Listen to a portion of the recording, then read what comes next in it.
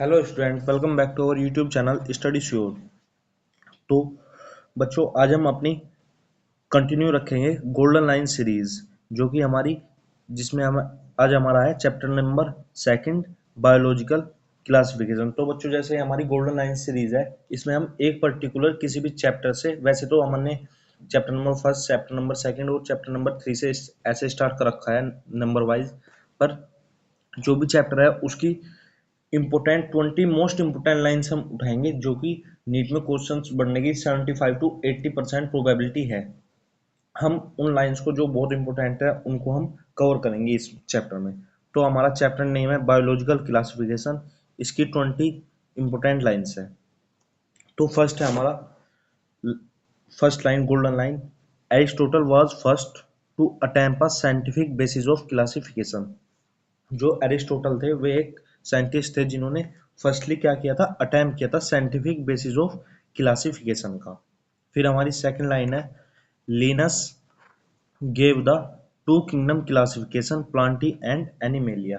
जो लेनस साइंटिस्ट थे, कार्ल लेनस, उन्होंने क्या किया था, टू किंगडम क्लासिफिकेशन दिया था, जिसमें हमारा इंक्लूड था प्लांटी एंड एनिमेलिया। फिर है third line, the two kingdom system did not separate prokaryotes and eukaryotes. जो लिनस ने दिया था टू किंगडम क्लासिफिकेशन, बट उसमें एक मिस्टेक थी कि उन्होंने प्रोकैरियोट्स और यूकैरियोट को डिफरेंट नहीं किया था, ये एक ही किंगडम में इंक्लूड कर दिए थे। फिर हमारी line fourth, R H Whittaker 1969 propose the five kingdom classification. R H Whittaker ने 1969 में प्रपोज किया था क्या, फाइव किंगडम क्लासिफिकेशन। नेक्स्ट है हमारी फिफ्थ, फाइव किंगडम्स आर।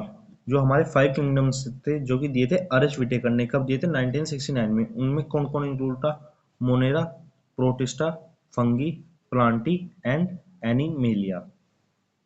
फिर है नेक्स्ट लाइन सिक्स्थ, इसमें है क्राइटेरिया ऑफ क्लासिफिकेशन। जो आर एच विटेकर ने फाइव किंगडम क्लासिफिकेशन दिए थे, उनका क्या क्राइटेरिया था। तो सबसे पहला था सेल स्ट्रक्चर, सेल का स्ट्रक्चर कैसा है। फिर है बॉडी ऑर्गेनाइजेशन, बॉडी का कैसा ऑर्गेनाइजेशन है। फिर है nutrition, reproduction and then phylogenic relationship. ठीक है, तो ये हो गए हमारे पांच बच्चों, cell structure, body organization, nutrition, reproduction and phylogenic relationship. फिर है seventh, kingdom Monera include all prokaryotes. जो फर्स्ट हमारा किंगडम था जिसमें क्या किया था, आर एच विटेकर ने दिया था फाइव किंगडम क्लासिफिकेशन, तो उसमें थे सब प्रोकैरियोट्स क्या थे, इंक्लूड थे। किस प्रोकैरियोट्स किस किंगडम में इंक्लूड है, हमारे किंगडम मोनेरा में। बहुत इंपॉर्टेंट क्वेश्चन है बच्चों, नीट पे बहुत बनता है।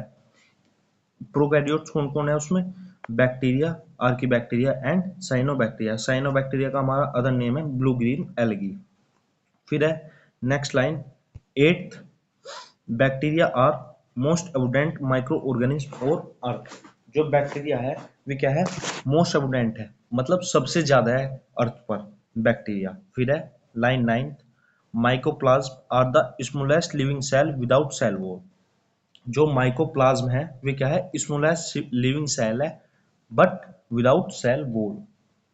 फिर हमारी है गोल्डन लाइन सीरीज की line tenth, bacteria show the highest metabolic activity. जो हमारी बॉडी में मेटाबॉलिक एक्टिविटी होती है वो सबसे ज्यादा किस में मिलती है, बैक्टीरिया में मिलती है, चाहे फिर वे ऑटोट्रोफ बैक्टीरिया हो और हेटरोट्रोफ बैक्टीरिया हो। फिर हमारी 11th line, Archie bacteria live in extreme condition. जो आर्की बैक्टीरिया होते हैं वे कहाँ पे रहते हैं, एक्सट्रीम कंडीशन, मतलब जहाँ पे टॉलरेट करना बहुत मुश्किल हो, बहुत हाईएस्ट टेम्परेचर हो, या यहाँ जहाँ पे बहुत हाईएस्ट सोल्ट हो। ठीक है, तो एग्जाम्पल में हाई सोल्ट, हाई टेम्परेचर और मीथेन। ठीक है, तो आपको बताना है बच्चों कमेंट बॉक्स में, जो बैक्टीरिया हाईएस्ट सोल्टी जगह पे पाए जाते हैं उनको हम क्या कहते हैं, और जो बैक्टीरिया हाईएस्ट टेम्परेचर पे पाए जाते हैं उनको हम क्या कहते हैं, और जो मिथेनोजोनिक बैक्टीरिया होते हैं उनको क्या कहते हैं। फिर है हमारा लाइन 11th, साइनोबैक्टीरिया का अदर नेम क्या है, ब्लू ग्रीन एल्गी और photosynthetic prokaryotes with chlorophyll A. उनमें क्या पाया जाता है, क्लोरोफिल ए मिलता है और फोटोसिंथेटिक प्रोकैरियोट्स होते हैं। फिर हमारे next line 13, heterocyst in cyanobacteria help in nitrogen fixation. जो हेट्रोसिस्ट होती है किसमें, साइनोबैक्टीरिया में, वो क्या वर्क करती है, नाइट्रोजन फिक्सेशन का वर्क करती है। फिर है next 14, protista include all unicellular eukaryotes. जो प्रोटिस्टा है उनमें कौन कौन इंक्लूड है, हमारे यूनिसेलुलर यूकैरियोट्स। बहुत इंपॉर्टेंट लाइन है बच्चों, अगर आप इसको ध्यान से समझोगे। यूनिसेलुलर होते हैं सिंगल सेल, और यूकैरियोट्स होते हैं जिनमें न्यूक्लियस मिलता है, ठीक है। तो प्रोटिस्टा में वे किंगडम प्रोटिस्टा में वे इंक्लूड्स है जिसमें सिंगल सेल हो और न्यूक्लियस हो, मतलब यूनिसेलुलर यूकैरियोट्स, ये किसमें इंक्लूड है, प्रोटिस्टा में। फिर है हमारी line number 15, chrysophytes means diatoms have a silica cell wall forming diatomaceous earth, ठीक है। फिर है हमारा line number 16, dinoflagellates are mostly marine. जो डिनोफ्लैजिलेट्स है वे क्या है, मेराइन है, मोस्टली मेराइन है, ठीक है। ये वर्ड भी बच्चों आपको ध्यान रखना है, सारे मेराइन नहीं है, ऑल मेराइन नहीं है, मोस्टली मेराइन है। जो डिनोफ्लैजिलेट्स है उनमें क्या है, टू फ्लैजिला है और क्या है, सेलुलोज प्लेट है। फिर है हमारा point number 17, Euglena show dual nature, autotrophic in light, heterotrophic in dark. जो यूग्लिना है वो क्या करता है, डुअल न्यूट्रिशन शो करता है। जो ऑटोट्रोप है वो किस में करता है, लाइट में, और जो हेटरोट्रोप है वो करता है डार्क में। ऑटोट्रोप और हेटरोट्रोप का तो मतलब पता ही होगा बच्चों। फिर है हमारा line number 18, slime moulds are saprophytic protista. जो स्लाइम माउल्ड है वे क्या है, सैप्रोफाइटिक प्रोटिस्टा है, that form plasmodium in moist condition, जो कि प्लाज्मोडियम फॉर्म करता है मोइस्ट कंडीशन में।